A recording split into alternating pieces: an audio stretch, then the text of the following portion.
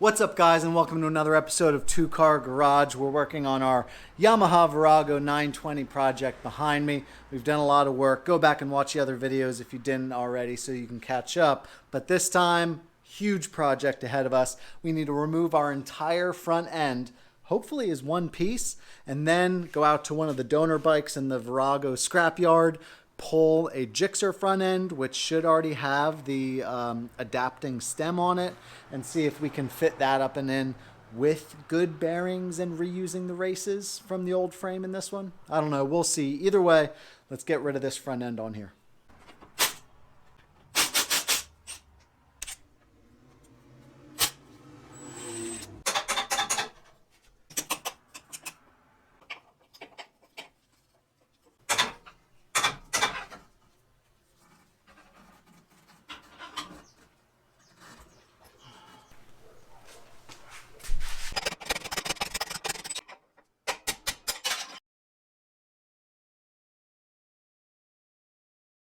So from the donor bike, the previous owner got all new bearings and races and the stem that fits both models. So the races and bearings are in pretty good shape. I don't think he had any miles on it because I bought the bike mid-build. So I'm going to reuse the races just for the mock-up. Just for my peace of mind, I'm going to replace the bearings and races with new ones when I do the final assembly. But as far as just mock-up goes, I was able to extract the old races in pretty good shape. So I'll just pop all them back in just to get it set for now. So let's do it.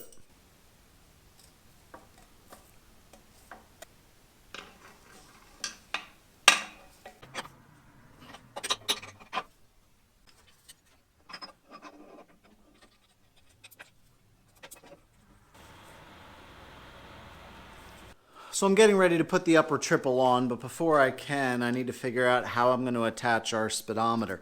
So as you can see, stock, it comes with the ignition keyhole and on the bottom a couple of mounts for different things.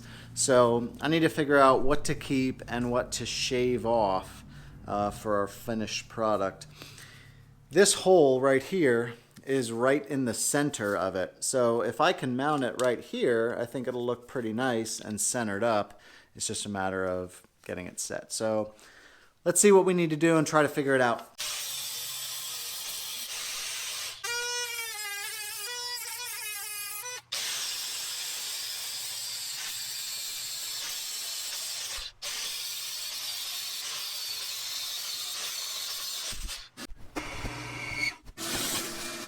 And here's what the final product looked like. I'm really happy with it. We used the mount that came with the speedometer. All we had to do was just shave down the upper triple tree here until we got it to be nice and centered. We see that there's that button head Allen bolt right there that feeds down. We just have a nut on the bottom. Nice, clean, and simple. It'll sit right like that. I'm really happy with this. We'll get this stripped down and re-powder coated. And I'm not sure what we're going to do with these little stickers and graphics here, right? Like, should we take them out and then replace them with something? Should we take them out and just leave it? I don't know. If you have any ideas, put them down below. All of this will become smoother. I hand filed it down just to get the kind of profile that I wanted. But we're going to take some sandpaper and sand it down much smoother to get it as fine as the rest of this finish.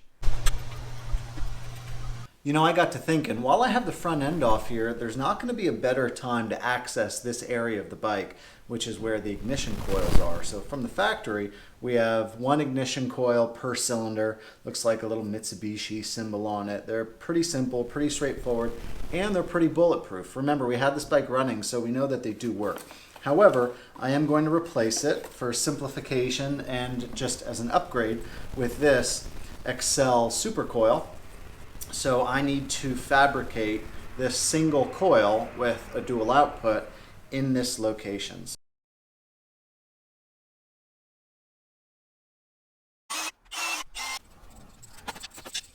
Well, I'm pretty happy with how this bracket turned out. Not too hard to make. There's not really much room to put a nut under there. So instead, because this is pretty thick, it's the engine mount, I just tapped it with some 6mm threads, and this seems like it can tighten and hold just fine. Good to go.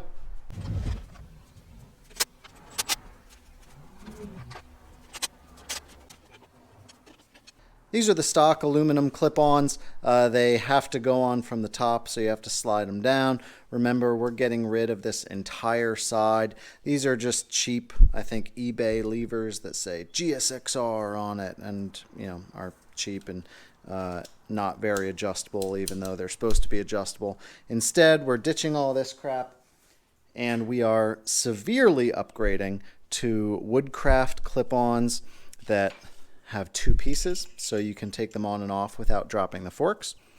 We are using ASV levers, color matching with gold and red, because those are the kind of 2 accent colors that we have on the bike, gold and red.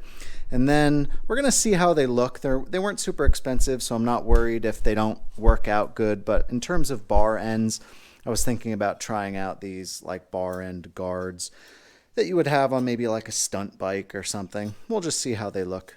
Next, we can start hooking up our brake lines. I opted for a pair of stainless steel lines in the front, and before, the stock lines had a splitter. So we had one off of each caliper, went to a T, and then a single line up to the master cylinder.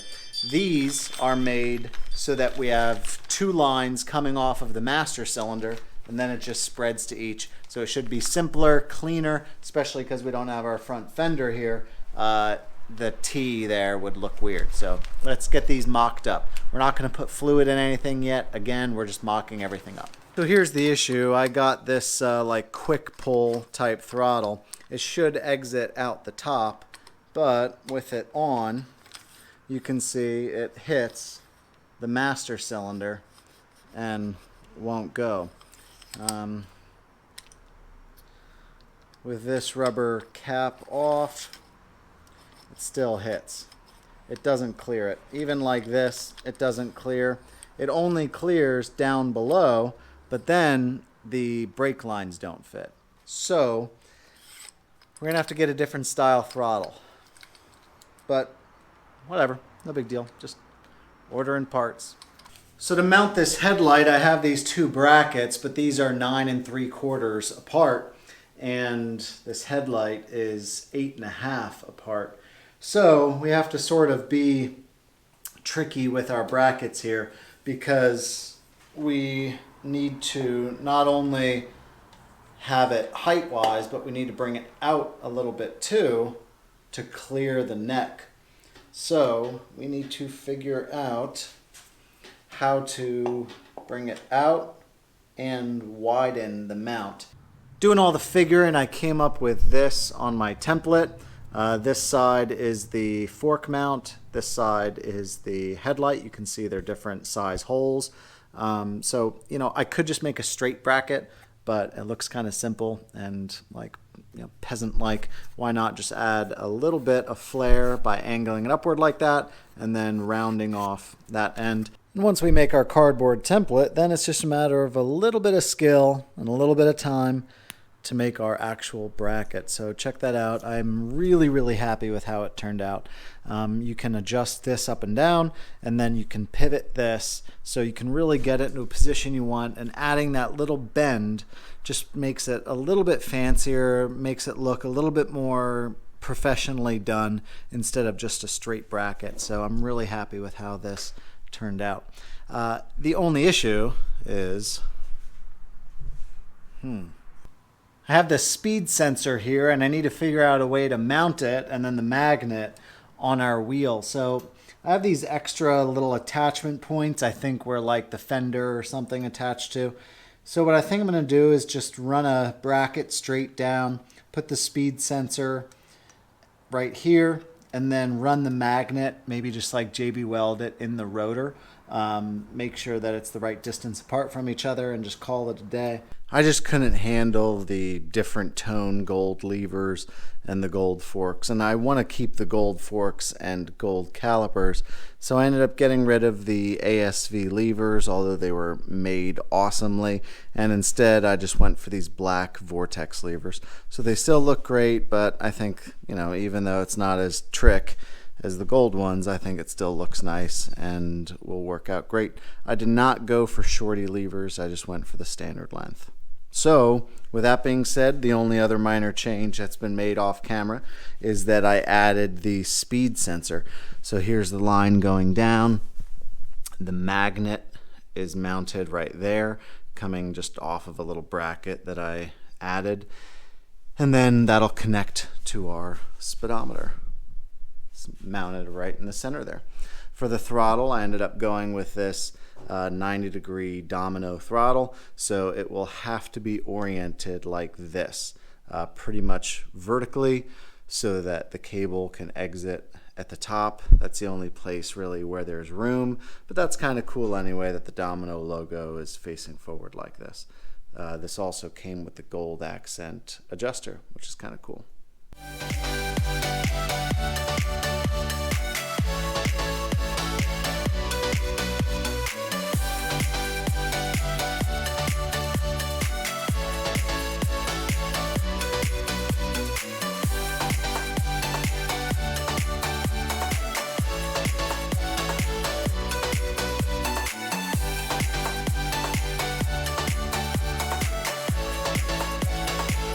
Now that our front end is pretty much wrapped up, that leaves us the back end. That means we have to start looking at the tank, the subframe, the seat. This stuff takes big customization, so be sure you stick around and look for the next episode, because when it drops, this bike will get a transformation, even more so than already. As always, thanks for watching. Please subscribe if you haven't already. We'll see you next time. Thanks.